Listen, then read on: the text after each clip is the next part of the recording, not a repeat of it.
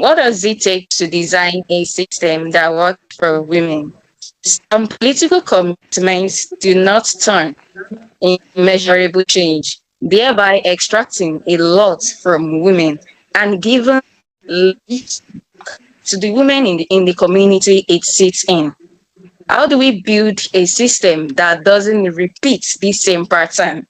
Welcome to another episode of the Speak With Her podcast. My name is Ola Oshibiko Miriam. You can call me Mira the Talker, and I'm excited to be the host on this episode titled From Power to Policy. Is this your first time tuning in? This is a space where we invite women from diverse fields and professions to inspire, empower, and educate the next generation, especially young girls who aspire to make a difference in today's world.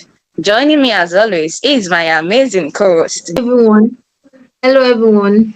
My name is Anaemi Feishayo. I'm so happy to be here. Thanks for joining in. Although I have another co-host, so she'll be joining us soon. And in the studio today, we have a truly exceptional guest speaker, an extraordinary woman and a profession in the resource extraction sector. She's also a Mandela Washington Fellow, and she's here to share her insights on how to design a system that works for women. Ladies and gentlemen, join me in welcoming the incredible Mrs. Chinwe Abuwa. It's a pleasure to have you here with us, ma'am.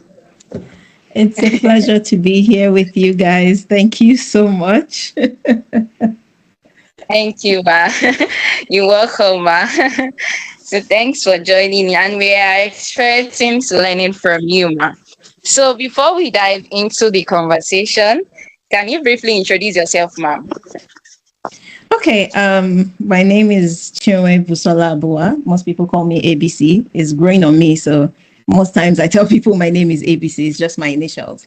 Background in economics, and I've been in the policy development space for over a decade. I first started off my career, professionally on your CV, you say, I started my career at Ministry of Petroleum Resources, but reflecting on my journey, I started to work way before that. For my youth service, I was a teacher in Ibadan. And that was a very interesting learning experience for me because I was teaching social studies in GS1. There was also a bit of psychology there, so you got to understand how different parts of Nigeria functioned and people's belief systems. For context, my dad is Igbo, my mom is Yoruba. I grew up in Port Harcourt, so I have like a diverse range of a lens across Nigeria. But officially started my career off in Ministry of Petroleum Resources, worked across planning, research and statistics up until technical assistance. And then I moved into the development sector, supporting various campaigns and policy, advocating for policy adoption. And I'm currently working as a strategic and partnerships lead in the space as well. So that's a bit about me. Thank you for having me. It's a pleasure to be here today. It's a pleasure having you here with us today, ma'am. Thank you for joining in, ma'am. So I'll be asking you just two questions, and the first one goes like this. You started your career in resource extraction sector, that type of structure that actually extracted a lot from Africa. We know that whenever any resource is being extracted in a particular community, it is very little that will be returned back to the women in its community. Now, I want to ask you this. What did that word teach you about power that you now that you use to build systems that don't repeat the same pattern? You said you are building a system that does not repeat that same pattern. What does that word still teach you? And how are you using power to build that system, ma'am? Okay, thank you for your question. And before I continue, can I just say well done to you ladies on hosting this podcast. It's very interesting, a platform for people to learn and come around knowledge and interacting. So well done. So the first thing I would like to correct when people think about resource extraction is that there's this natural belief that resource extraction, the conversation goes, resource extraction is bad, women are victims. But the deeper question that we need to be asking is, how are the systems around resource extraction designed? Like, who captures the value from Africa's natural resources? Who makes the decisions about that value? And who has the power to influence how that value is distributed? Most times people believe that a country having natural resources naturally translates to more money for the country, but that's not true. There's a whole course teaching how, I don't know if you've heard of the resource course, but there's a theory that countries that are natural resource rich never translate to economic benefits. Because the truth is that if you do not design systems that ensure that the value captured is systematically put back into the community and women benefit from them, it doesn't happen. So the broader question really would be, how is this resource captured and who has the power to influence where that value goes? So you now come to think of the whole design of the system. That's the first step. Then what does power look like? Because to determine where that value goes, there has to be power dynamics. Who is in the room when these conversations are happening? How close are the decision makers to the lived reality of the people in the community? Because let's take Nigeria, for example. The people who are making the decisions about the resource allocation and value add and control are in Abuja. The people who are bearing the brunt of the reality of what that extraction looks like are in the community. And most of the time, they are not invited to the conversations when the system is being designed. So you have all these taxes that are put in place. You have all these community levies that are put in place. But the people who are in the lived reality are never invited into the rooms where these conversations are having. So I think it's really a system design flaw that we need to think through when we are thinking of how resource extraction will become a value addition, especially for the women at the community level. But I think it's a bit simplistic to say resource extraction is bad and women are victims. There's a whole system design around it that we really need to rethink. Okay, ma'am. Thank you for that response. It says there are some the part of the community that needs to be there whenever this system is being designed. So, Mark, I want to ask you this. Why are they not being invited when those policies are being made? Why are they not being summoned? It's really a conversation around, you've heard the term inclusion, right? And at the end of the day, policy is about power. It's about who gets to sit in the room, right? And that's the beautiful space that the CSOs, the civil society organizations should occupy. Because I think of CSOs as the bridge between the government and the people most times, especially when people at the community level are not educated enough to advocate for themselves. It's really thinking through. So a lot of people talk about inclusion, but inclusion seems like a buzzword that most people say, but most people don't think about what the reality looks like. And there's also in Africa a determination to hold on to formal credentials. So people say before you get to be in the room, you have to have a PhD, you have to have a master's, you have to have a this. But think about the informal worker who has been running a stall in the market for 20 odd years. She may not have a certification, but she has lived experience and understanding that if she's brought into the room, can be captured to tell you how your policy should go or what it should look like, right? I remember one time there was an interesting, and you see, the thing about policies is when they fail, it's not because the technicality of what was thought through isn't sound. It's just that most times there's a difference between lived reality and what that technical policy looks like. So let me give an example of what I'm saying. There was one time the government decided we are going to give free gas cookers to households.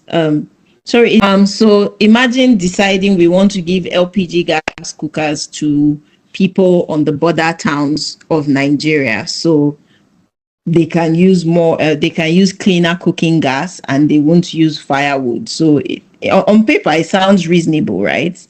It sounds very logical. But in reality, the people at the border towns are thinking to themselves, you're giving me a gas cylinder that is costing 30,000 naira in a household where income is 15,000. I can just cross over to Benin Republic or Niger and sell it to the people there and get the money for immediate household use, right? And the truth is, we were there in our offices thinking, oh, this makes sense. But nobody was thinking of the economic reality of those people at the border towns and what's most important to them. What's most important to them is survival and immediate income. They don't really care about your cooking fuel, right? So technically, it was sound. But because nobody in that space could come and tell us, see, the average income household here is 10,000 naira. You're giving people something 30,000 naira. They are going to sell it. They don't understand what you're saying. They don't care about not cutting. Much easier for them to sell off the LPG cylinders and buy firewood short term than hold on to the cylinders and keep refilling them because we were thinking about clean cooking fuel. So that's why it's important to say, who's in the room, who does this policy affect, what does their lived experience look like, and how can we get their input when we are designing? I think that's a very important gap we don't think about enough. The truth about resource extraction is you have to ask about the system design. Like, the deeper question is, who captures the value from Africa's natural resources? Who makes the decision about that value? And who has the power to influence how that value is distributed? And there's a natural belief that a country having natural resources naturally translates to economic value and economic prosperity. But in the field, there's something we call the resource cost, natural resource cost, which in simplistic terms is basically saying that most countries who have more natural resources tend to be more poor. It's a weird juxtaposing, and so it's really about who captures that value. And when the discussion about how value is being captured, how inclusive is the conversation when it happens? And unfortunately, when we think of inclusion and we think of the people who need to be in the room, we tend to think of people who are formally trained. So you want PhD holders, you want lawyers, you want people with masters. But I was saying, take, for example, the woman who has lived in the community selling fish for 20 years. She has more lived experience about what the reality on ground looks like, and should be able to have a seat at those conversations. And if she can't be in the room to have the conversations, CSOs should be able to bridge that gap. And that's why I think that space is really important. Yes. Okay. Wow. I understand. I understand there is a place for theory, and there's a place for practical. For lived reality. Yes. Yeah. So what works in theory, it doesn't work in reality every time. So, and the thing is that people are so quick to give advices that, oh, this is how we teach. They are so quick to teach, but only few people have practical knowledge. So that's the gap, actually. Thank you so much, Ma. Thank you so much once again for sparing out of your busy schedule to be able to, for us to be able to learn. Thank you so much, Ma. So the next question is, the problem is often not a lack of good ideas, but systems that are not designed to support the people they serve. Can you tell us about a moment when you saw a good idea fail because the system wasn't designed to let it succeed? Okay, so we shared that as well. I think so that's where we were on the second question. where I said one time when we were in the ministry, we have a lot of natural gas and there's a lot of advocacy around people using cleaner fuels for cooking. And so the questions, we were walking through the questions, okay, if there's gas available, why are more people not using the gas? And one of the solutions was, okay, maybe because they don't have the gas cylinders to be able to buy the gas and take home. So if we set off a scheme where the government buys the cylinder and gives to people for free, then people would use more cylinders. We failed to take into cognizance that outside Abuja and most of the urban developed cities in Nigeria, the economics of most people there is below $1 a day. So you are saying to someone, let me give you a gas cylinder that costs, let's say, 30,000 naira in a household where income is 10,000 naira, 7,000 naira, what have you. Their first reaction is to sell the cylinder to someone else. So on those border towns, if you crossed, you could see NNPC or NNPC branded LPG cylinders in Benin or in Niger, depending on where you were, because the immediate solution for them was we don't need gas cylinders, we need more money in the household to go around. So on paper, it did seem logically sound to say we are giving out cylinders, but in their lived reality, juxtaposing their household income, cylinder wasn't really what was necessary for them at that time. So that's one example of a technically sound policy that just didn't take into cognizance lived reality and economics. For every strategy, every good strategy, for it to come to life, it needs finance. It needs finance. So at least for them to be able to buy the cylinder, right? At least they money was actually needed. So it actually failed. And meanwhile, theory will not teach you that. It is in the field that you'll be able to learn it. There are so many things that lecturers won't teach you about the job that you can't even see it in books. It is in experience. I remember there was a time when I was sick, but then because what was wrong with me there are different symptoms for it. So they were just guessing based on what they were taught in medical school. But then someone had to come in that had experience. So there are so many, even when it comes to this system policy, we need experience. Theory cannot help us to achieve that progress. We need experienced people. So thank you so much, Ma. The next question is, across 7 countries, you've experienced decision-making rooms firsthand. What is one unspoken rule women have to learn to navigate powerful decision-making spaces? Okay, so off the top of my head, the unspoken rule that I have come to see is that credibility is often granted to men, but women have to negotiate for credibility. And I have a lived experience of this. I attended a meeting. I'm not even sure if I should be saying this, but this is safe space. I'm going to say it. I attended a meeting the meeting was in Abidjan at the AFDB office. And I walk into the room. I was pretty young at the time. And if you know anything about civil service, you grow by years. So by the time you're at director level, you've probably been in the system 20-something odd years. So I'm in this room with these directors. They are men. I'm a young girl. I think I was below 30 at the time. And I sat down, introduced, okay, we're from Nigeria. You're in this ministry. I'm in this ministry. And I will never forget what the man said to me. He said, "Oh, you are probably here because you are the minister's girlfriend." I'm like, what?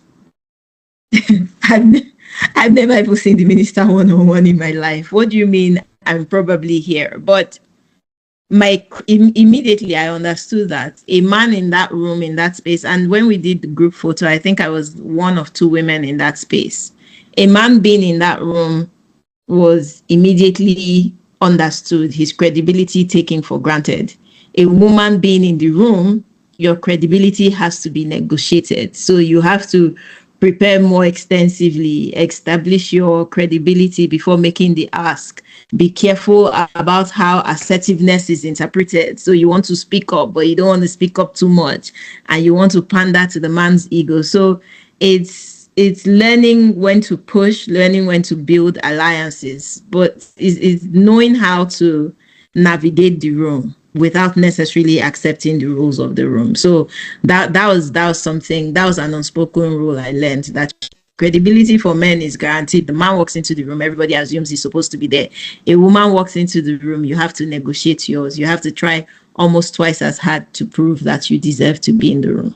I was literally shocked when you mentioned they asked you that if you were the minister's girlfriend. But I love the fact that trust me, I was as shocked as I was more shocked than you, because for the life of me, my brain couldn't comprehend what I was hearing. yeah, if you didn't have, I love the fact that you demonstrated, like, you didn't feel like, oh, I'm not supposed to be here, let me just go home or something. And that is where the principle of having a good self-esteem, that is where it comes in. As a woman, you have to have a very good self-esteem, because there are so many times people will question your worth, make you feel like you don't know what you are doing. But then if you have a good self-esteem as a woman, you'll be able to navigate those places. You spent your career turning commitment into change. When you've gone from the room, what is the one system or shift you want to have left behind, not with your name on it, but that quietly makes it easier for the next woman to walk in? That's a very interesting question. And when I think about it, from the example that I gave, my answer would be, I want to leave behind systems that make my presence unnecessary. And what does this mean? It means that if I have done my work well, if I have shown that women are equally competent and can navigate the room and navigate power structures, then the next woman wouldn't need to expend as much energy proving that she belongs. While there should be clearer pathways into leadership, better institutional practices, better access to information and resources, and policies that account for how people live, the goal for me is that when I show up in the rooms, I show up to the best of my ability excellently, so that the next time another woman walks into the room, they say women holding women. She doesn't even need anybody to hold her necessarily. People reflect and remember there was another woman in this room and she made so much impact. And just my being in the room and not being in the room gives another woman the credibility in the room that she needs to thrive. That's incredible. Thank you so much. Thank you so much, Ma. Okay, so thank you so very much, Ms. Onem. Thank you so very much, an amazing guest speaker. Thank you for your time, and I'm so sorry for the network issue. So it happens. Why Nigeria?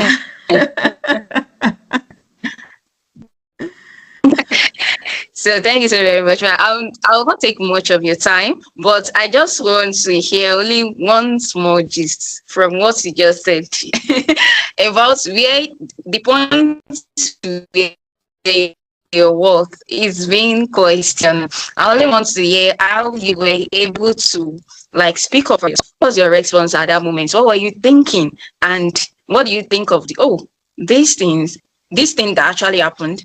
You won't be the first time to witness this. So definitely some people might have been in this situation, and this can lead to many of our girls being maybe disappointed, confused in a sector that they'll be like, oh, I'm not supposed to be in this room. Maybe I'm not supposed to be here. Maybe my presence is not here. Ma, how did you cope that situation? And how were you? Because I believe that part is just like one part of those challenges that you faced in the room. We still have more. I know you would have experienced more. So how did you speak up for those situations? I mean, it's the thing that I said earlier, that for women, your credibility has to be negotiated. And not to, I mean, not to look on anybody, but I think halfway into that meeting, we got to the point where when they say any comment from Nigeria, the directors will look at me and say, our colleague, what does Nigeria have to say? It's that your confidence should come from, and really your confidence should come from knowing that it doesn't have to come from believing that you're the smartest person in the room. It's confidence that comes from knowing that you've done the work, you've put in the work, and you have something to contribute, and you don't need everybody in the room to validate your presence. That's it. If you put in the work, you don't have to be the smartest person. And confidence is not the absence of fear. I've moved across different sectors. I remember when I first moved to the INGO that I was working with, and I was put on the health decks. I come from a family of doctors, so it was a bit easy for me to, it wasn't as shocking as it would be for most people, I imagine. But I still felt out of my depth to say, oh, this is health. This is not my forte. But it's showing up prepared, knowing that your contributions are valuable. And I think that that's where the idea of systems thinking comes in, that there are basic underlying principles that underpin every system. If you can understand it, then you can navigate different rooms. And just deciding that what I'm here to do is bigger than my discomfort. So I will navigate the discomfort and I will prove myself. But like I said, the goal really is that by the time I've done this, another woman comes into the room. She's not having to go through that whole cycle again. So there are many instances. We could talk about the story for days, but it's really, I think that when you put in, I know that when you put in the work and you show up and you understand that what I have to contribute is valuable. I can be scared, but I'll do it afraid. And believing in your ability to learn. That's the greatest thing, is that you don't have to be an expert today, but if you repeatedly keep showing up, you will know when you become an expert and people start referring to you. And another great gift is when you show up, then people who are supposed to walk the journey with you identify you and come alongside. But if you never get into the room, then these people never see you. Thank you so very much for that. And I really appreciate your knowledge, the experiences that you've shared here. Thank you so very much for being flexible with your learning, with your teachings. And don't let me waste much of your time, because if we have to prolong this matter, I feel like we are not leaving here soon. So for us to end this episode, I want to talk to the young women, to the young girls that are watching this episode, that are watching this podcast. This is for you. Do it afraid. Even if you think that you're not here. You said you want to build a system that works for women. Now this is another woman, another extraordinary woman trying to build a system that works for women. So this can be used someday. You can do this as well. So this is just this is just one of us doing good work. And thank you so very much, ma. So I wouldn't waste much of your time. This is the end from Power to Policy. And remember to subscribe, like, and share this video, because the recorded video of this podcast will be uploaded on our YouTube channel. Thanks for coming, man. Bye for now, man. Thank you, man. Thank you so much. Thank you. I do not consider it a waste. It's been a pleasure. And hopefully when the internet is more stable, we can do this again. Thank you so much, ladies. Thank you, Ma. Thank you.